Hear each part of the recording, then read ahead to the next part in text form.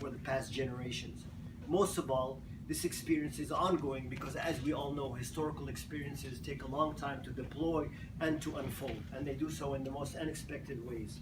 In this lecture, I want to explore these notions of Arabness and Arab unity in both their historical and contemporary context, and advance the idea that it can only be realized through genuine democratization. And this invokes the question today then, can Arab unity exist in a time of fragmentation and conflict? The notion of unifying all Arabs may be a fiction, but we have to realize that it has been a fiction that has, for which many projects and many endeavors and undertakings have in fact existed. The rationale behind this, of course, lies in complementarity and collectivity, as the Arab countries can be thought of as interlocking blocks of a same unit. But first, and most importantly, states suffer from a major structural weakness that could be ameliorated through greater integration with one another.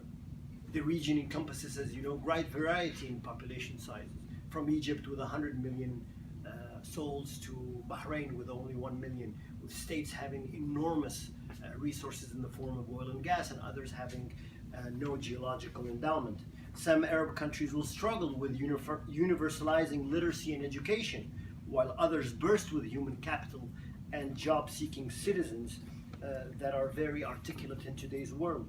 Some have reaped the bounties, of course, of agricultural production and export to the world. Others are totally dependent on food imports. Second, the regional integration can bring concrete collective payoffs that will be shared indivisibly by all Arabs.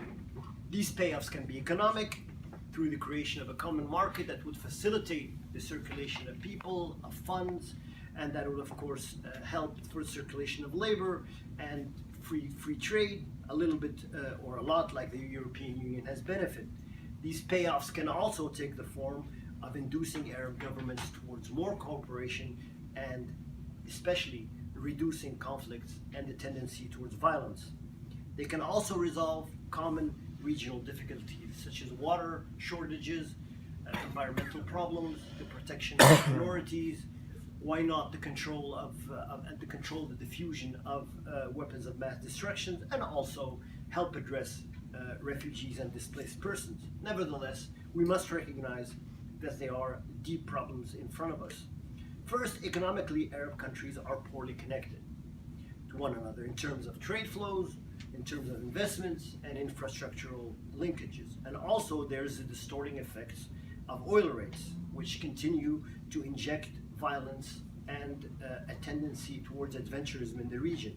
Secondly, politically, most Arab states remain under the control of sultans, and here by sultans I loosely translate authoritarian regimes, whether personalistic, based on traditional monarchies, or on dominating parties.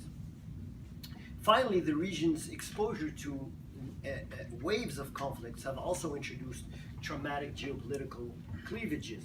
In its last manifestation, this ongoing conflict is manifested by what we can call the Arab Civil War, and it pits two contradictory coalitions against one another. One is, of course, the Sunni Coalition, and the other is the Shiite coalition. Very briefly, the Sunni Coalition is a complex coalition and very fractured coalition, and is formed by sultans, autocrats, authoritarian regimes, Islamist movements like the Muslim Brotherhood and other movements, and of course Salafi jihadist movements, quintessential example being the Islamic State. Now, by contrast, of course, the Shiite coalition is perhaps more heterogeneous, but it is more unified, and it is represented by Hezbollah, Syria, Iraq, the Yemeni Houthis. Of course, these are clumsy categories, but because we refer to them all the time, it has become a self-fulfilling prophecy, and these coalitions have grown more and more identifiable in their conflict against one another. Now, just one word about the Sunni coalition. It is very fractured, and that's one of its problems. The sultans and the brotherhoods and the organizations, the Islamist organizations, the mainstream Islamist organizations, both oppose jihadis. but within that binomial, they oppose each other. With brotherhood, with the Islamist movements predicated upon mass sovereignty defined by popular adherence to Islam. On the contrary, the traditional sultans see themselves as being the only depositaries of Islam and the only interpreters of Islam, which they use to retain popular sovereignty. Very lately, another complexity has been introduced by what has become the Saudi and the Qatari rift, which has burst in the open a few months back, and it has further splintered that coalition. So given all these obstacles, the Arab states will need to find an indigenous way towards integration, and they simply cannot replicate the European model. It will have to be something very, very local to them, and that emerge within their fabric and within their world. In Europe, just a very brief reminder, destruction by total warfare catalyzed economic and ultimately political integration. European reindustrialization after World War II conjoined material and democratic advancement for economic advancement and progress spilled into the political realm, thereby consolidating democracy. However, we do not dare to think what kind of more destruction, what kind of destruction and added violence we would need to see for something like that to gain traction in our region. Now, very briefly, before I tackle this issue of democratization and the Arab Spring, I would like to talk about the history of Arab integration. To understand the future of integration, we of course have to understand its past. And there is a basic, unshakable premise here from which everybody departs. The natural conditions of Arabs is one of cultural affinity, because shared linguistic, geographic, and historical origins endow us with a disposition, indeed a will, to live together under a single holistic civilizational unit. In modern times, this notion emerged in the twilight of the Ottoman Empire and resulted in the ideology of nationalism, also pan-Arabism. Such an idea was carried forth by a new generation of intellectuals and thinkers, which have put down the intellectual foundations for it, and it came of age in the heyday of European domination in the Middle East. At its zenith, pan-Arabism, of course, came after World War II and was represented or embodied by the regime of Jamal Abdel Nasser and Jamal Abdel Nasser himself. And the first effort to systematically tie all the Arab countries together in a forum, intergovernmental forum, was of course the Arab League. Pan-Arabism, of course, as you all know, declined precipitously after the cataclysmic defeat of 1967, which saw the Arab armies defeated in the battlefield. But still, that potent memory is still very much alive, and it reverberates in Arab states today. But one legacy of Arab nationalists, very briefly, is the attempt to create political unifications and attempts that ultimately failed. Some of these were, of course, the Arab Republic of Egypt and Syria, the merger, the Hashemite and Iraqi merger in 1958, and the association of Egypt, Sudan, and Libya in 1972. Of course, the Arab world did not live in a vacuum. It did not live in a parallel universe, and it was influenced and penetrated by other phenomena that were happening in the world, and namely, and most importantly, perhaps, was the Cold War. So as early as the 70s, you saw conflicts between Morocco and Algeria that stemmed all the way back since the beginning of independence, but these now were full-blown, and they centered around what we in Morocco call the Sahara, what Algerians call an independent entity. You saw also, of course, the conflict in the 1970s, the Black September, opposing the Hashemites, the Hashemite monarchy, and the Palestinians. And of course, there was the embargo of Egypt due to its unilateral accords or agreements it signed for peace with Israel. So the Arab world witnessed after that, new multilateral efforts to tie states together, more smaller, more modest. Of these, only one is really worthwhile mentioning is the GCC, the Cooperation Council for the Gulf, and even now it's undergoing a crisis, as we all know. The 1990 Gulf War marked the definitive end of Pan-Arabism. The War of '67 was a major defeat, but still there was some residual effect of that whole ideology and that whole philosophy until, I would say, the Gulf War in 1990. And here, the problem, of course, was due to a simple fact. It was not only a country, an Arab country, aggressing another Arab country, which it recognized and with which it had diplomatic relationships, namely Iraq aggressing Kuwait, but it was a bizarre situation in which most of the Arab countries, except the Gulf Wars, cheered that annexation and that occupation, and literally were on the side of this violation of international law.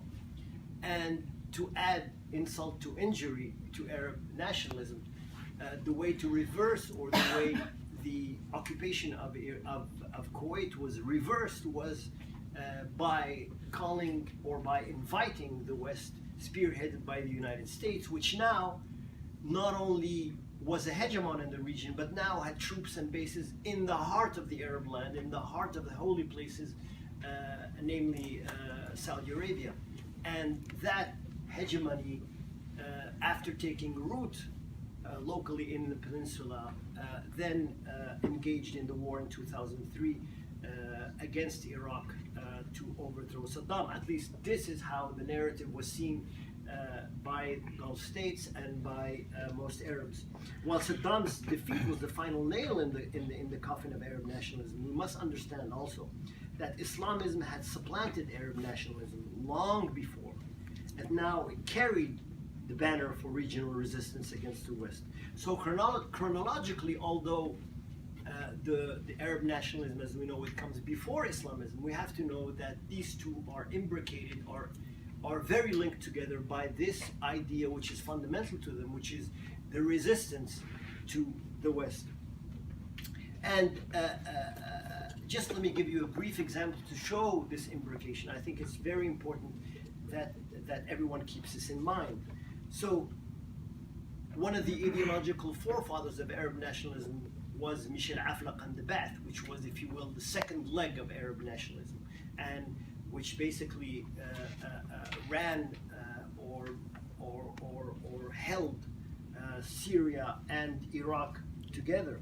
Michel Aflaq in 1943, and I quote here, said, "Europe is as fearful of Islam today as she has been in the past. She now knows that the strength of Islam, which in the past expressed that of the Arabs, has been reborn and has appeared in a new form, in Arab nationalism. The nationalists will find themselves the only defenders of true Islam, and they will have to create in it new meaning if they are determined to preserve good reason for the survival of the Arab nation." So inversely, when Islamism rose to prominence, it was now new Islamist groups, whether in the form of non-state actors or state themselves, that came to the defense of this idea. And after the cataclysmic defeat of 1967, it was King Faisal and Saudi Arabia who, in the West and elsewhere, we could say, represented a theocratic state, came to the rescue of this idea of Arab nationalism by imposing his embargo in 1973, demanding finally a final and a peaceful solution and a just solution to the Palestinian-Israeli problem. A decade later, when new Islamist groups like Hezbollah coalesced and came into action, both the rhetoric and symbolism of Arab unity played a major role. Upon its founding, for instance, they liberated the lands or engaged in a war of liberation in the name of the recuperation of Arab lands, and Jerusalem also was in their sights, and its liberation was to be achieved in the name of all Arabs. I would urge you to see all the rhetoric of Hezbollah and of Hassan Nasrallah, and you will see that this theme is extremely powerful. Elements of Arab nationalism, I must add, still resonate even in the most abject and appalling circumstances today. The Islamic State, Daesh, understood well the symbolic power of its pledge to destroy the colonial boundaries, which were a legacy of Sykes-Picot agreement, which historically marked the betrayal of the West promises for a single Arab nation. Now, why did nationalism in this form fail? I think in retrospect, the problem of Arab nationalism as an ideological vector for Arab unity lay not only in the failure and the shortcomings of its strategies to unify states, but rather in its ideational origins. How's that? Well, this is what I think. From the beginning, its inception, Pan-Arabism was deeply influenced by German Romantic nationalism. Thought that enshrined cultural purity and instilled an exclusionary belief of superiority. As a result, Pan-Arabism was unwilling and unable to integrate many other communities as equals. They were unable to integrate the Jews, the Berbers, the Kurds, and the Christians as equals in building this common project. And furthermore, nationalism too easily accommodated authoritarianism, giving the sultans, meaning autocratic states, a free hand and a blank check.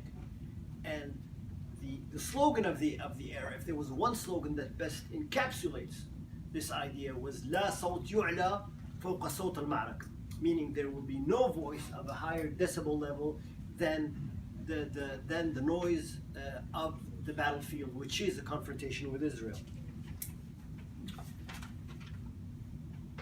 The economics, if we see why this has failed, now perhaps there may be another answer. Perhaps the answer is economics. This brings us to the material logic.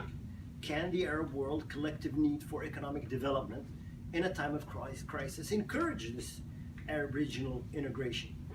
Until recently, it was difficult to envision greater economic unity given the toxic effects of hydrocarbon rents. Political scientists have long debated and long discussed the negative repercussions or the negative effects of rents, from the purchase of acquiescence to the establishment of universal welfarism and subsidies. In a sense, the availability of easy money weakens society. It weakens a national or Arab bourgeoisie that is supposed to be the motor for economic integration, and it also weakens any class consciousness, which also is a driving force for economic change and for democratization. On a regional level, hydrocarbon rents also were destructive, for they encourage adventurous interventions everywhere. We tend to think that when oil rents go down, that's when regimes have trouble. We're looking at economic problems, at stress and tension in societies. It's rather the contrary. When oil rents go down, this is when the sound questions come up to the surface. And when rents come up, this is when everybody finds his coffers full and everybody embarks on his own adventure, creating tension in the region. So what is the prospect? What is the outlook on the future of rents? I'm not an economist, but after lengthy reading and lengthy scrutiny, there seems to be this notion that is taking root today that the era of rents is on the decline. And this could introduce monumental changes in the regional landscape. We're living in an era of oversupply, basically, in that the volume of technically recoverable oil will far exceed the demand of oil. While the growing middle class in India and China will stimulate demand, other factors will mitigate and will indeed dampen demand, like the constraints imposed by global climate change, as well as technological advances in basic goods. The most noticeable or spectacular one that we as normal people see every day are, I think, automobiles, hybrids, electric stuff. This is really very new.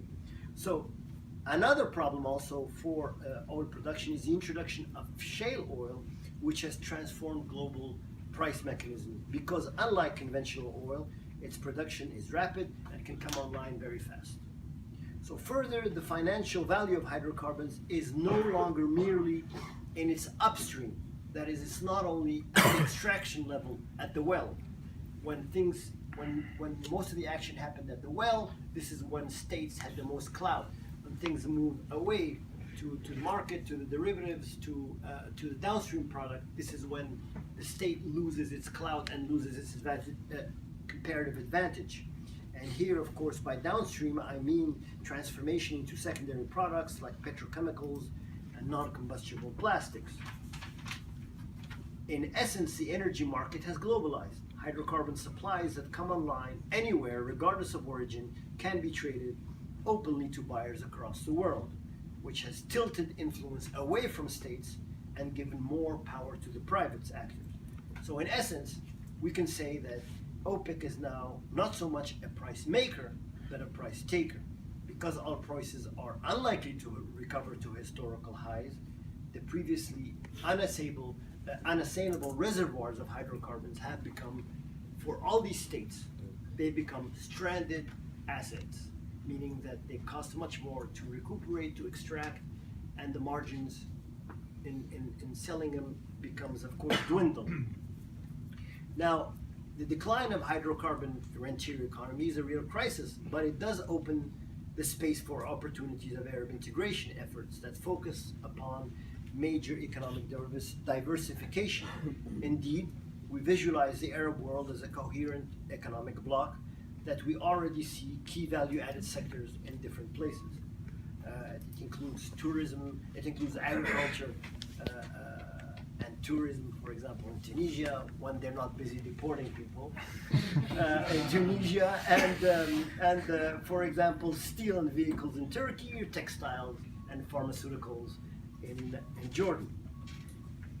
One last word on the political prerequisites of regional integration before we move to the Arab Spring and how that may pave the way to more integration.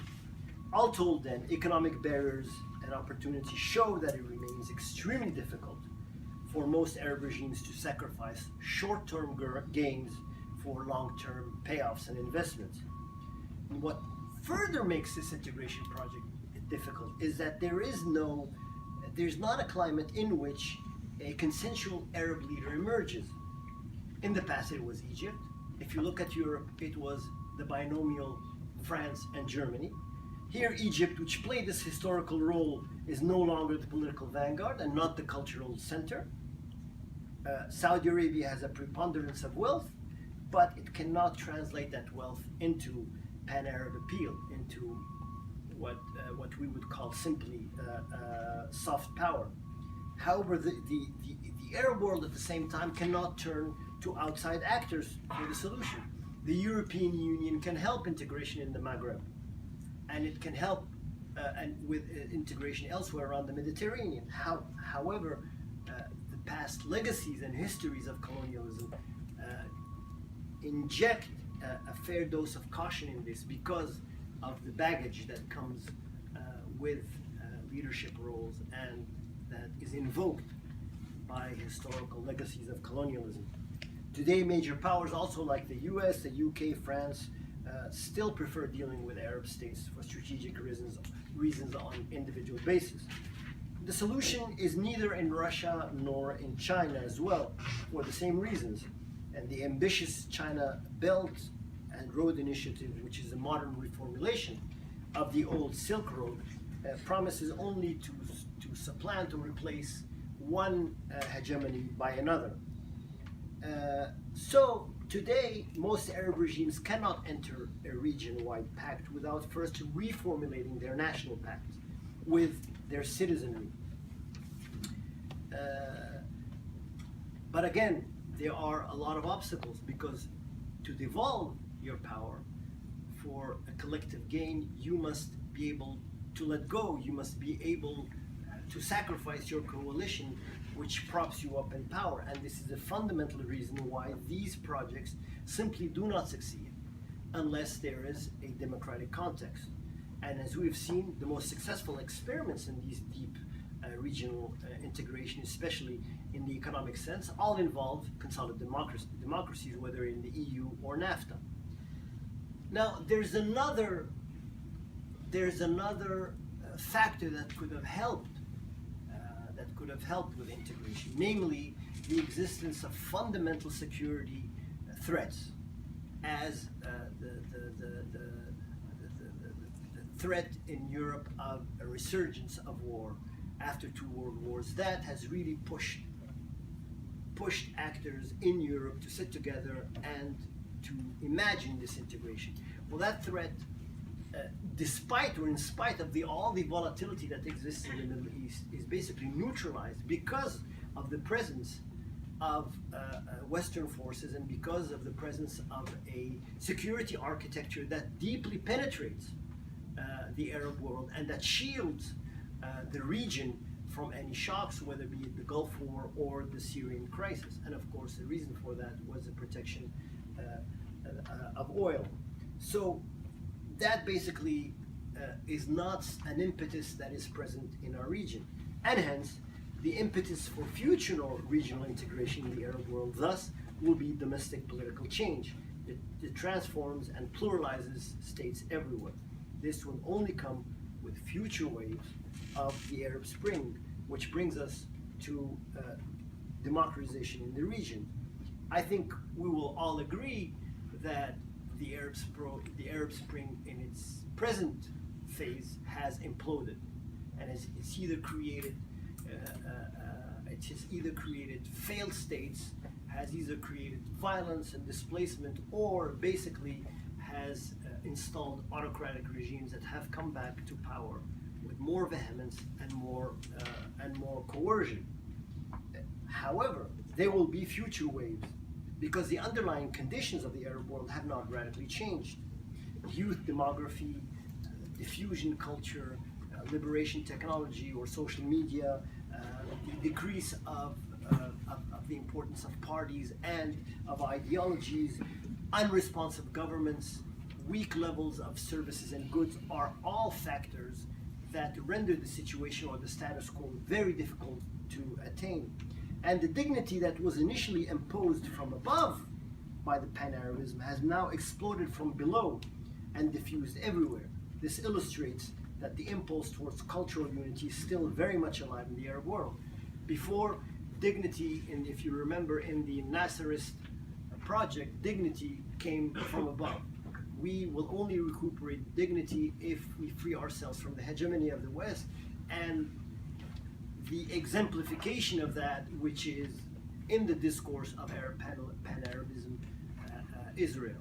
And while mukhabarat of different countries in that period of time stabs themselves in the back because everybody was plotting against everyone else, there were still structures of cooperation or security cooperation in which worked together basically to clobber any dissenting voices.